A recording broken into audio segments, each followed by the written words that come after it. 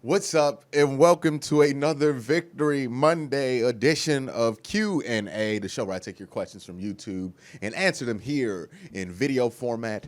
On this show, also, I wanted to add quickly before this video starts, Nick Chubb is going to be out for what seems like 6 weeks with a MCL sprain, so he's going to come back this season. It looks like week 11 is his projected return date, so I think a week after the bye, or he could come back during the bye week, which would be a little bit early and ahead of schedule. So Nick Chubb is going to be out for a little bit of the season. Just wanted to get that news out. Now let's get to the questions. First question is from Jeremy Allison, who says, does this win say more about the Browns being good or the Cowboys defense being bad?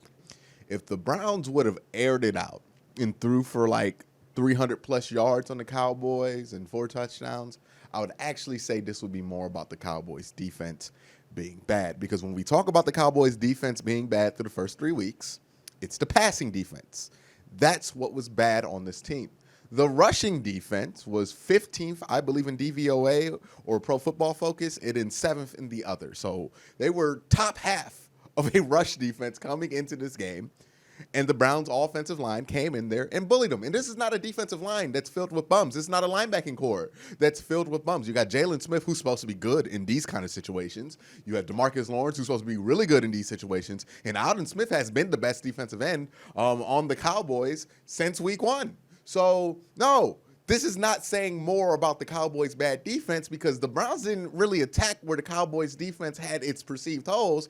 They went at one of their strengths and still ran the ball for 300 yards and still did it without Nick Chubb, with their backup running backs. They went 4 deep in the running back room. They gave Dontrell Hilliard multiple carries. He just got signed on the team this week. But this rush defense has not been the problem for the Cowboys all season. That has not been where their perceived holes have been. And that's not where they don't have personnel to match it. So the Browns went in there on the road and bullied the Cowboys, who are supposed to have a decent run defense. So don't buy that narrative that it means nothing because it was against the Cowboys defense. What they did on the ground means a whole lot. That tells me that the Browns should have confidence that it doesn't matter who that defensive line is, who's on that defensive line. You can play your game. You can run the ball against anybody because your offensive line can match up with damn near anybody. So when Indy comes to town, who has a very good defensive line and very good defense overall, when Pittsburgh comes to town with their very good defensive line, the Browns should not waver in their confidence in their offensive line's ability to win those games. It says a ton about the Browns. The Cowboys says a lot about what we knew about the Cowboys coming into this game. They're a team that plays from behind a lot. They're a team that most of their offensive production comes when they're down multiple scores. They're a team that does have a soft defense over top. Odell beat them over top early in the game. They have their holes on the defense. They have their weaknesses on the offense. And Mike McCarthy is still the question mark and still the frustrating coach that he was in Green Bay. Has not evolved. That was his complaint in Green Bay, why he got fired. And it still seems like that's a valid complaint about Mike McCarthy. All the hype we heard about in the offseason about Mike McCarthy re-upping and relearning the game and everything doesn't seem like it's really happened, because they didn't really do anything that worked when the defensive line was able to get pressure with just their starting 4. Once the defensive line got tired, yeah, they were able to move the ball, but they were also down by 20-plus points. And that's really where most of Dak's production is when they're down 20-plus points. When teams start to open it up and it's a little bit easier and you can capitalize on that, yeah. But unless the Cowboys' plan is to get down by 20 points every week, I don't know if that coaching pairing is necessarily going to work out. But what we didn't know about the Browns is, were they going to stick to their bread and butter? We talked about this last week, right? The bread and butter is really good on this team. Can they stick with it even when it's more attractive to go through the air? And this week it was more attractive to go to the air because the Dallas Cowboys are much weaker in their secondary than in their front 7. But the Browns said, no, stick with the bread and butter. They went with the bread and butter, and they dominated with the bread and butter. So the Browns did what they needed to do, and I'm so much more confident in this unit after a bad week 1, after what they showed in the way they did it against Dallas. That is so much more confidence-inducing than if Baker Mayfield would have just dropped back and threw for 500 yards. The next question comes from King LT Gaming, who says, what's your thoughts on Kevin Stefanski's play calling? I love it. I love it. And you know what? If Nick Chubb was healthy the whole game, and if Kareem Hunt could take a healthy amount of snaps, because he was coming off injury this week, he was on a little bit of a pitch count. So Dontrell Hilliard had to step in for the snaps that he couldn't have taken, and so did Dearness Johnson. If those two were healthy the whole game, the Browns wouldn't have went 3 and out 2 times in a row to let the Cowboys get back into this game. They would have at least drugged the clock out. This would have been a 20-plus point victory if Kareem Hunt and Nick Chubb were 100% healthy. They weren't. We had to go with backup running backs, and as good as the offensive line is, the backup running backs are still backup running backs. Now, if one of those running backs, just one of them, are fully healthy at that point of the game, that would have been a 20-point blowout. And the play calling would have looked even better. But since those guys weren't healthy, he couldn't lean on the run game as much, had to go to the pass game. And again, Baker's not at that point yet where he's going to be able to do that, especially against a Cowboys defense that's just trying not to get beat over top at that point in the game. So I like Kevin Stefanski's play calling. Next question comes from LeBron Drakeford, who says, what's your evaluation on this Browns team through the first 4 games? This Browns team has something I don't think any Browns team has had in the last 20 years, which is they are legitimately one of the best teams in football in a aspect of the game that is positive. And what I mean by that is through the first 4 weeks, I don't know what the advanced numbers are. I am confident that the Browns are the best team in the NFL when it comes to run blocking and running the ball. They have to be. They're the best team in the NFL. They do this at a level that is unheard. When the Browns play against anybody, the question is not can Pittsburgh stop this run game. It's how much can they contain the run game? Because the Browns are the best run team in the NFL. Hands down, no doubt. They are absolutely the best run team in the NFL, especially when Chubb and Hunt are healthy. The offensive line dominated this week. That's why Dearness Johnson and Dontrell Hilliard were able to get theirs, is because this offensive line was just dominant against a not bad defensive front. Again, Jalen Smith and DeMarcus Lawrence are supposed to be Pro Bowl players, and Alden Smith early in the season has played like a Pro Bowler. So it's not that the defensive line or the front seven for Dallas is bad. That's actually their strength on defense, believe it or not. It's that this offensive line is just such a bully, strong offensive line. And that means that the Browns have something through the first 4 weeks, it looks like, that no other Browns team has had. And that's not only an identity, but a strength that is a top of the league strength. And that is very good. And again, last 3 weeks, how have the Browns closed out these wins? Against Cincinnati with a quick rush drive with Kareem Hunt and Nick Chubb. Boom, got the points on the board, put the game away. Then against Washington, run the ball to finish the game. That's exactly what they did. Against Dallas, what did they do? Double reverse to Odell Beckham, won the game, put it away. That's what this team can do. They can close these games now because they are one of the best run teams in the NFL, if not the best. So that's why I say is the evaluation after 4 weeks, and that's what the difference is from this Browns team to so many others in the past. And this question comes from 827 Productions / Drew Braley, who says, how do you think the Browns rushing game would operate without Nick Chubb? Well, we're going to find out, right? Nick Chubb's going to be out for the next 6 weeks, and it's going to be up to Kareem Hunt to step up. Now, the good thing is when Nick Chubb goes down, it's not like we're elevating a second running back to the first position. Sure, technically that's what you're doing, but Kareem Hunt would be any other team in the NFL's number 1 running back. It's just he's behind Nick Chubb, who might be the best running back in the NFL. So if Kareem Hunt can get healthy over this week and kind of get over that hamstring or groin injury that he had 2 weeks ago, they'll be fine. And he can shoulder the load for 6 weeks. And it's only right because Nick Chubb had to shoulder the load for 10 weeks while he was suspended last year. So, yeah, Kareem Hunt can definitely, if he can stay healthy and if he can get back to 100% healthy, he can be fine. Dearness Johnson and Dontrell Hilliard, I said this 2 years ago, were fine number 2 backs if you needed them to be number 2 backs. The fact that they're both your 3rd and 4th option, now 2nd and 3rd, they're fine there. So the Browns still have a good enough personnel with that running back room that they can take this hit for the next 6 weeks and I think still operate at a very, very high level. Next question comes from, again, King LT Gaming, who says, do you think the Browns have a high chance of making the playoffs? I think he meant playoffs. Yes, I do. I said this at the beginning of the season. This is a playoff team, and now we're starting to see it, right? This is what they look like when they do what they can at the level that they can. And this is why I saw all training camp. I know a lot of people were down on this team during training camp saying things look sloppy, but what I noticed is that when they run what it looked like they were going to run the whole season, they're actually very good at it. they're a playoff team when they do that. That's exactly what they showed. I want Browns fans to watch other teams, right? This video is going to come out on Monday. There's going to be some games on Monday. Watch other teams. Watch the bad teams. You know, if you watch the Denver game versus New York, you'll see two bad teams play. When you watch other teams, you'll see what good teams look like. The Browns look much more like a good team than they look like a bad team this year, and they definitely look like they should be able to make the playoffs, barring injuries or a massive collapse. So, yeah, this definitely looks like a playoff team. The next question comes from Elijah Cable. It says, why can't we give Earl Thomas a cheap one-year deal and get some improvements over Harrison and Sadejo in the secondary?